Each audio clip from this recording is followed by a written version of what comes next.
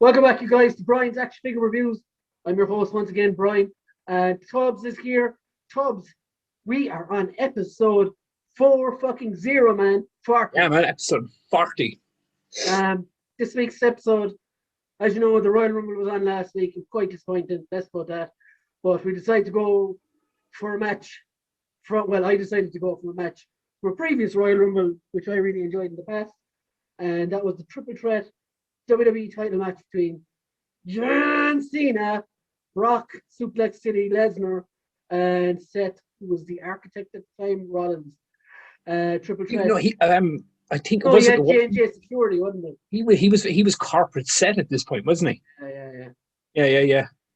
But so this kind of harkens back to something you said last week, that multi-man matches can be messy. Opening thoughts on this match for myself, I think if you're starting out doing wrestling and you want to learn a triple threat, watch this. If it's what? If you're starting out learning wrestling and you want to learn how triple threat matches work, I would use this as a guide because it was amazing. Now, yeah, look, there was spots in it where I was kind of going, you know. But as I said to you before, it's when you go outside the one-on-one dynamic, and you add in another person, and then you bring in other sections, because everyone knows this, and whoever doesn't know this rule in triple threats have no DQ and no count out ruling on them. I don't know when that became a thing, but it is now, but very much but it's like you add in extra elements and stuff, and sometimes they're not needed, other times to add to it. It's hard to judge. It's kind of one of those things where in anything really, you find yourself throwing stuff at a wall and whatever sticks you use. So I think this is basically was the balance for this match. But I agree with you, this was a belter in a lot more senses than the word. The one thing I've forgotten about this as well is this was when Rollins still had the Money in the Bank briefcase. I completely forgot till he pulled it out, and was it Cole or someone said Seth Rollins for his first WWE title, and then Lesnar kicked out. I was like, oh shit! I think, and it was the Mania after this. It was that Mania that he won. This started off the road to WrestleMania, because I think, as you pointed out last week, this was the Rumble that Roman Reigns won. Where he was endorsed by The Rock and everyone booed him out of the building.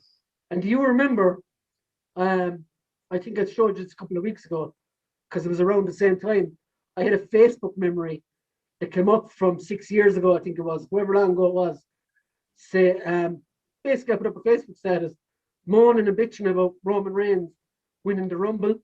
And at the bottom of the thread, when everyone was agreeing with me and stuff, I said the only thing that can save this would be for Seth Rollins to cash in at WrestleMania and win the WWE title, which he did.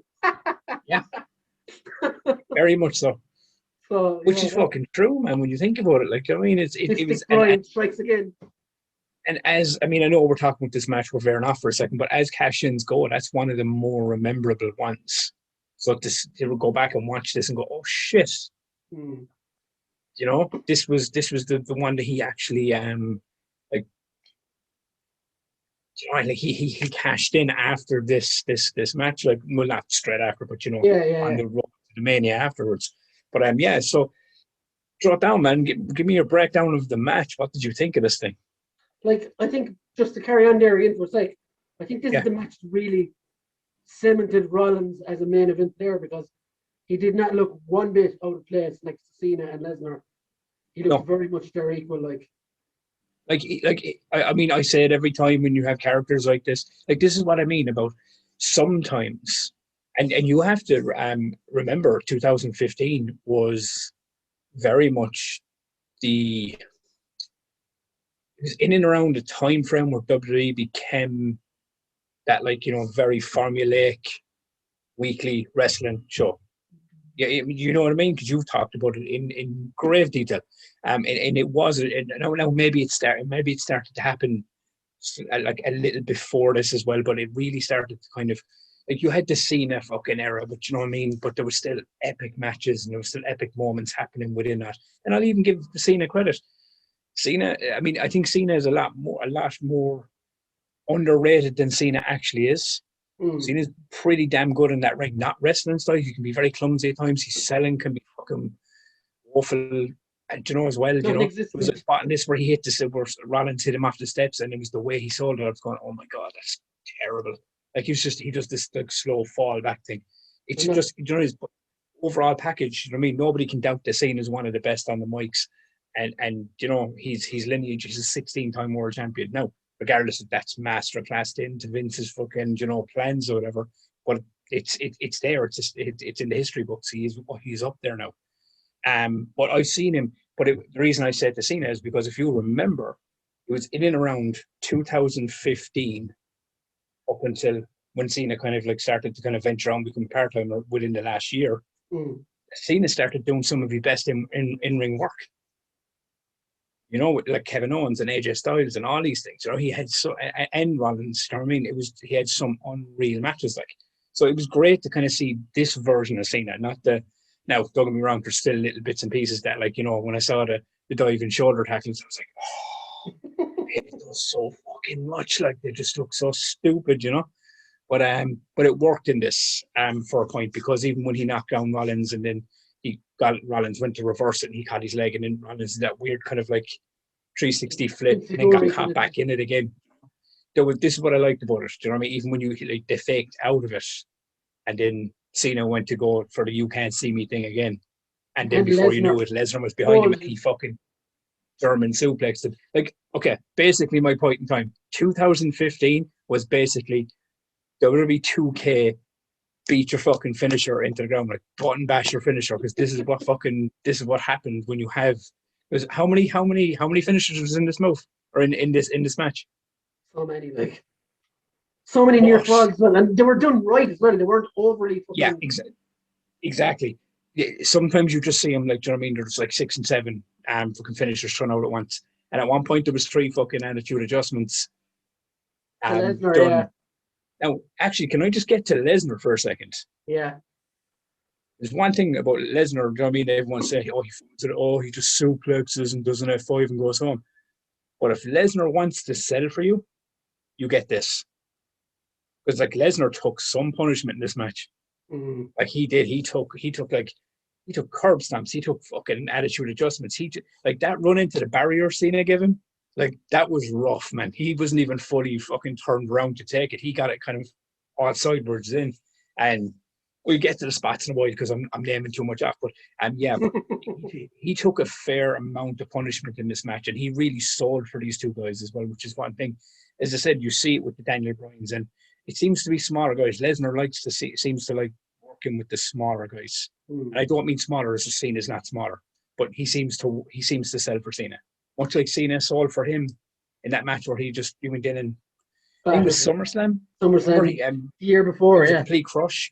Now I know that was to build into the Rock match as well in and around that time frame. You know, Cena was losing all the time and all this kind of crack, but yeah, do you know what I mean? It was one of those things where, like, you know, you can genuinely see it. There's certain people, certain times Lesnar will, you know, he will dish it out like he did in this match. Like he dished it fucking out, man.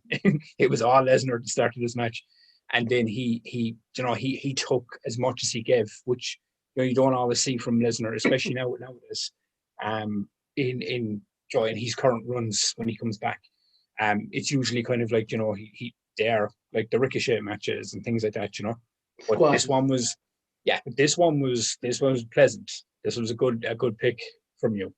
Like a lot of the times we come on here and we start out talking about the match, and the first complaint is, oh, it was so slow to get going. But this match, wow, it was just fucking 100 miles an hour from the start. And you can do that with 3 guys in the ring as well, like so, because you can knock one out. Go on. Not actually knock one out, but you can knock someone out of the ring, someone gets a little rest. And that was hidden well as well, I think. Because usually that can be a bit formal legs, or throw him out quick. Now let's us fight, and vice versa. But I think Lesnar as well, he gets so much in that opening, was it 10, 15 minutes? You see why Rollins did what he did to him and why he was down for so long. Yeah, because I think I do really think that that's when that spot happened and he got taken out. That it kind of went to Rollins and Cena then to kind of bounce it back and forth, and then you had like J&J security got involved and things like that, you know, to kind of, I mean, obviously I'll be honest about it. I was going to go like, oh yeah, maybe obviously they had this set up. He was going to go through, you know, the table, and then he was going to lie there for a few minutes and let them get their kind of their stick in, and then, you know, he was going to come back, you know. But I think this was more, all right, we need to save time. We need to kind of keep this going until he gets back in this ring, because that was. Let's talk about that Rollins dive through the table for a second. Let's go straight to spots so first. And I'm going first. So are we going to bad spots first? No, we'll go on then. You go for bad spots first, and then I'll go bad spots, high spots. Now, my bad spots of this match are very nitpicky. Okay. And when I say nitpicky, the one spot that it's, look, as I said, it's wrestling. Things go wrong. It doesn't always, moves don't always land. But did you see the German suplex that Rollins took from Lesnar? When Lesnar gave him the German suplex and to Rollins, like, did you see how that went wrong? When Lesnar caught him and went to throw him, it was like Rollins was trying to grab the rope to balance himself, but it slipped off it and came off it all to the side. And he went shoulder and head first into that mat. Man, I was going, oh, that's horrible. Like, he landed so fucking wrong on that one. I could have done without the J&J security shield powerbomb thing. I understand why it was there. I understand why it was happening, because they needed to fill time for, obviously, the third man to get back into. But you could have just had, because they were having a belter, Cena and Rollins. You could have had, you know, the Money in the Bank briefcase come into play a lot sooner.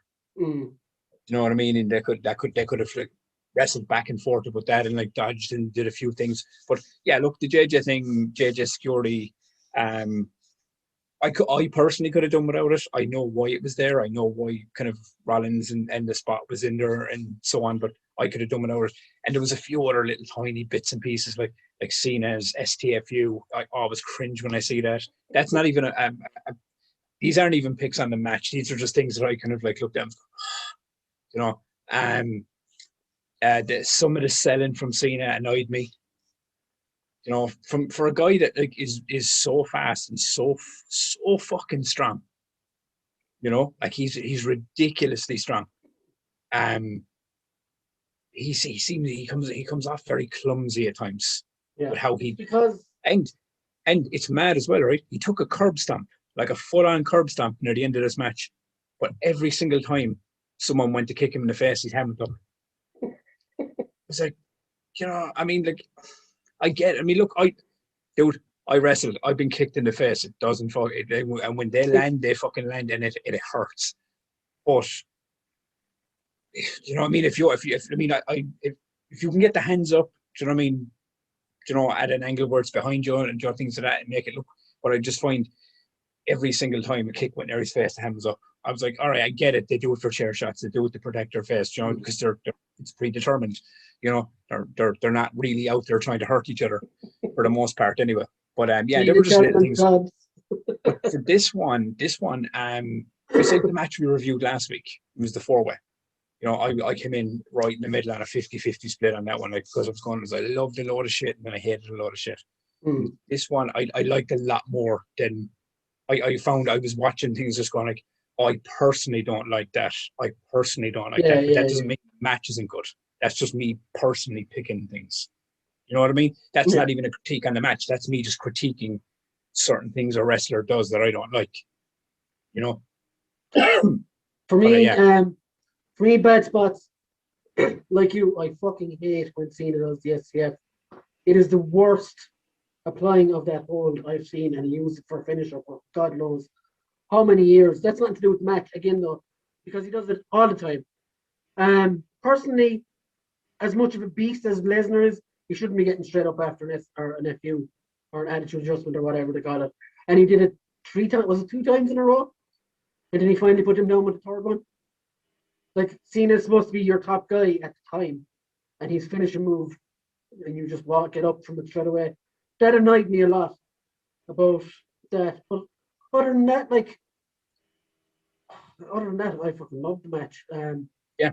I watched it from in start to finish without looking at my phone or anything like. And I'm going to go straight on to the high spots for here. I have three. Okay. One is pretty subtle, but I loved Lesnar's knees to both Rollins and Cena, and both of them sold them as well. And they genuinely looked like he was not fucking holding back. Rollins looked like he was after losing a lung when he was getting those knees into the fucking. Now, on to your point of that, right? Not to cut you off. It's just, this is what I mean about this match, is because when I watched it, now I've been watching wrestling for years as much as you have, right? When Lesnar was giving those knees to Rollins, for a second I was going, I don't know if he's selling or if that's real. Because he genuinely looked like he was laying those in. And now, I mean, look, we've all seen Lesnar matches. Lesnar doesn't hold punches. That's Braun Strowman, you know.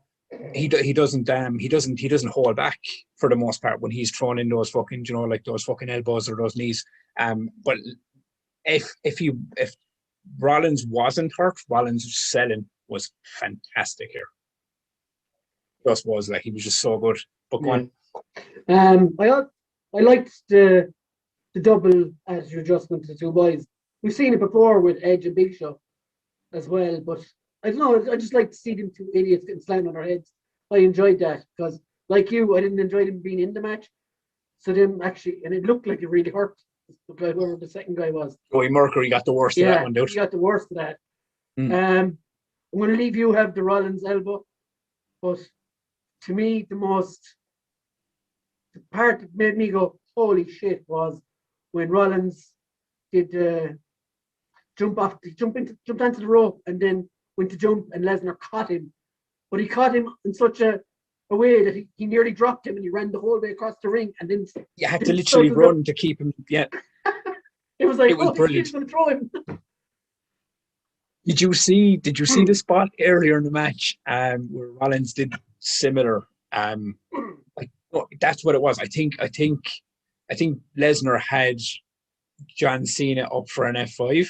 Oh, he jumped in and kneed him off him. And he with the knee, but he landed on top of him and he literally went like this way, and the two of them crumbled down. I just thought it was such a fucking it was so they crumbled. It was as I said, I mean, he was supposed to hit him obviously, you know, and they fought, but the way it just made it fucking better. He actually, it just goes to show how big these two guys are, that he literally all his weight landed and they didn't crumble straight away. Do you know what I mean? It's like he literally landed and rolled off of them. Just thought it was so fucking funny. But where has this Rollins gone? Because he used to be a lot more high flying. You've heard Chris Jericho say it many a time, my friend. Bad decisions from bad creative. You know, when he came back at the go on. No, go on about Rollins. Yeah, but when Rollins came back at this year's Royal Rumble, that was your time to ignite Rollins back. You know, make him Seth Rollins the architect. But at the same time, I really, really think they should let this Messiah gimmick play out. He seems to be having fun with the fucking thing, but the way they were doing it with he needs to build a faction, not like a Shield faction, but just a new faction where he's like the centerfold of the Jesus of it or something, you know, to make it this thing to really, really bulk it up. Going on to my spots, my favorite spots of this match were that spot I just mentioned. I give it an honorable mention because I actually really, really dug it. It made me smile a lot. I just thought it was fucking ridiculous and crazy and fun. My top spot, as you know, was the elbow. And it wasn't because, you know, you've seen the top rope table spot so many times, man. It was what led up into that spot. It was the 3 attitude adjustments. It was it was John Cena railing him through the barrier, and and the two of them looked like Lesnar looked like he'd been hit by a car. The way he was even lying down, he looked like he had been hit like a ton of bricks. But then they were outside battling, and then it was Cena throws Lesnar into the steps, man, so hard. Now, not Cena throwing it, but Lesnar hit it so hard that the steps literally turned over and moved, and Heyman literally nearly got knifed and nearly got stuck in the middle. Off out of the way. I laughed so fucking hard at that. I was like, oh my God, that's brilliant. But it was all that stuff to lay it in, because Lesnar, it wasn't one of those things normally you see the table spot where they hit him and they're lying on the table for 10 minutes waiting for the spot. Yeah. Like, he had taken so much, you know, and, you know, like, leading to that spot where, like, he was legit out on that table because Cena had hit him and knocked him on the table. And then what I loved was Cena had done all the work. And then Rollins comes and kicks Cena clean in the head and knocks him out and takes him out. And then goes up. Hello? Yeah. I can hear you. Yeah, there you go. Yeah. So you're back. You heard none of that, right? I heard all of it. Did you? Yep. Did I blank out there? Yeah, you paused. Did I? Because you paused on my screen. No, I heard it all anyway. So. Okay, so you did. So did the show hear it all? Yes, the show heard it all. Okay, that's fine. That's fine. So I don't need to go over it again. Anyway, in the head, then climbed up to the top. Cena did all the work, and then Rollins hits Cena with a kick and knocks him down. And then, like, as I said, as you have Cena down, you have Lesnar down, and Rollins is up. And this is like the youngest guy in the match. And the way he gets up, and he dove so high. And, like, I mean, he literally just came out. It was like, I thought it was like an elbow drop at one point, but it was so stretched out. That's the way he landed, man. He killed Lesnar with this splash. I think he killed himself as well. Like, he genuinely did. He killed himself with it.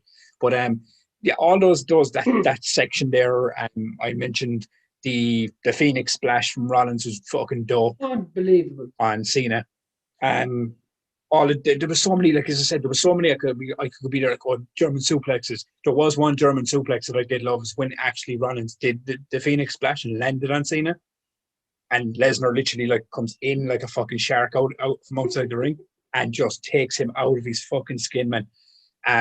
But there was one thing I will say, as much shit as I was giving Cena a while ago for his STFUs and all that kind of stuff, Cena pulled off some fucking fantastic moves in this match. Like was it the push-up, sit down powerbomb? Executed that. The Liger bomb, and then he so good. He did it so fucking.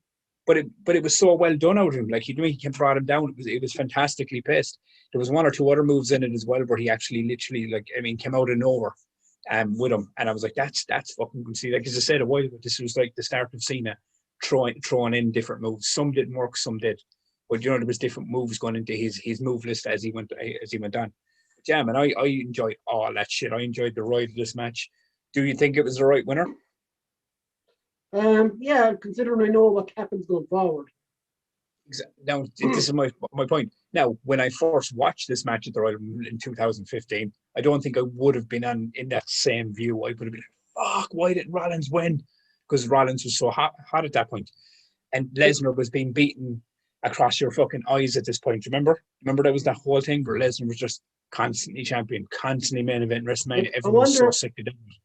I wonder if, like, Reigns winning the Rumble came before this, would there have been like, if this match was the main event, I wonder would there be as much furore about it? Like, I see, it was weird because it was. So you got to look at the fans in 2015 as well. As, like, the fans were very vocal. They wanted Daniel Bryan. They were so vocal about it, man. They wanted Daniel Bryan and nobody else in the main event. They got him. They got him in. I don't remember. Was this 31? This Mania? I can't remember. It was 31 because the year before that. No, 30 was the year. I'm trying to think. Was this WrestleMania? The Mania. It was it was the year before Daniel Bryan won the belt. This year, if you remember, Daniel Bryan was in the ladder match for the Intercontinental title, and Rollins fought Randy Orton, I think, in the opening match. Yeah, correct me if I'm wrong. And for that, like, amazing RKO push up. Remember, he pushed him up off his shoulders and RKO'd him, and then he came out at the end of Mania or the main event and cashed in. But I think, as I said, it's knowing what comes after this match. I'm happier that I think they made the right call. Because we were all sheep, if you remember. We were like, oh man, Reigns is going to win the belt. Oh, Lesnar's going to get. I mean, you didn't care about the main event because you were just going like, oh my god, nobody wants fucking Roman Reigns in this main event right now. Everyone wants Daniel Bryan. And I'll be honest, I was very much in that camp as well. I remember I said to you, I hated on Reigns for fucking about 4 years, and now I'm digging Reigns, like with the work he's doing as a heel. Like I think the result of this match was right, but I still think they should have done Daniel Bryan versus Brock Lesnar at the main event. Yeah, I mean, realistically, I mean, if WWE claimed that they listened to their fans, they clearly didn't. Like even have Brock win and have let Bryan put up a good fucking show or whatever. But yeah, anyway. So but yeah, look, now we're in fantasy booking realm. Like I mean, I think it was the right call for the result that we got. So what's your final score, Tubbs, out of 10? I'm going to give this an 8. Nice. Yeah, I'm going to give this an 8. I really dug this match because look, we've talked about it at length, and you know me, I'm a big WWE guy, and I know like we would rip the piss about that, but I'm very much aware as well that like 2015 had a lot of good matches, but it had a lot of bad. Do you know what I mean? It's because of creative, this 50-50 booking thing that was going on. So I'm very aware of that. So when you do put a gem out like this, I'm going to go, that was a solid match. I can't fault it. Well, of course, this was the start of 2015 as well, so the worst was yet to come. Yeah, but I mean, like it wasn't. As I said, I do feel that if you went back and looked over 2015's like actual 2015 wrestling, looks amazing compared to what we're being served up now. Yeah, I mean, if you there's been fantastic matches in the pandemic era. Like I can't even fault them.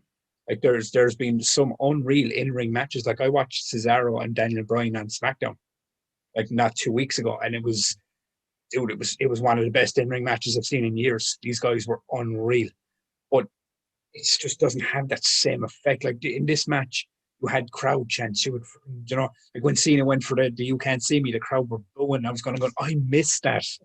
I missed that so much. Like the crowd involvement is what makes wrestling fun.